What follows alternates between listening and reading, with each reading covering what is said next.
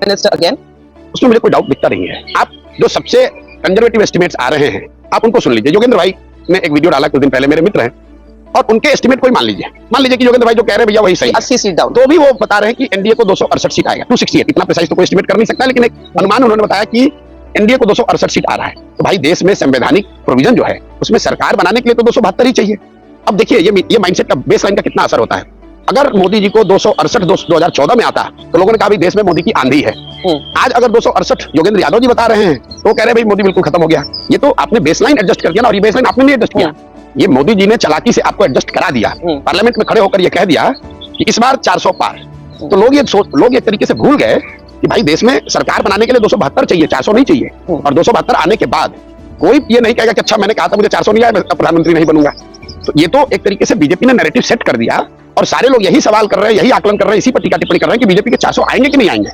And I laugh से कि भाई आप कह रहे हो कि बीजेपी के विरोध में, आप तो बीजेपी का प्रोपेगेंडा बढ़ा रहे हो। आपको तो ये पूछना चाहिए कि बीजेपी की सरकार आएगी कि नहीं, लेकिन आप पूछ रहे हो अच्छा प्रशांत जी बीजेपी को 370 आ सकता है क्या?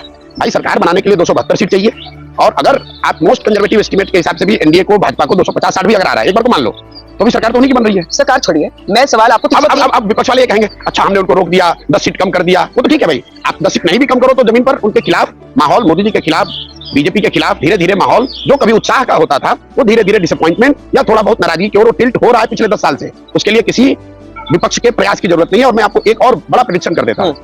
मेरा अपना मानना है कि इस बार चुनाव के नतीजों के बाद you will see more public unrest, you will see more agitations on part of public. और ये भी मेरा कोई प्रेडिक्शन हवा में नहीं है। आप पहले 5 साल देखें मोदी जी के 2014 से लेकर 2019 तक, सिर्फ एक विषय पर पब्लिक प्रोटेस्ट हुआ, वो लैंड एक्विजिशन का मामला था। दूसरे टर्म में आपने देखा सीए एनआरसी पे प्रोटेस्ट हुआ, फार्मर एजुकेशन पे प्रोटेस्ट हुआ, एससी एसटी राइट एक्ट पर सुप्रीम कोर्ट के जजमेंट पे प्रोटेस्ट हुआ। तो already there is 3 times increase in the public dissent and protest on the street. Yes. What I'm predicting is that yes, Modi-led BJP government is in all likelihood they are back.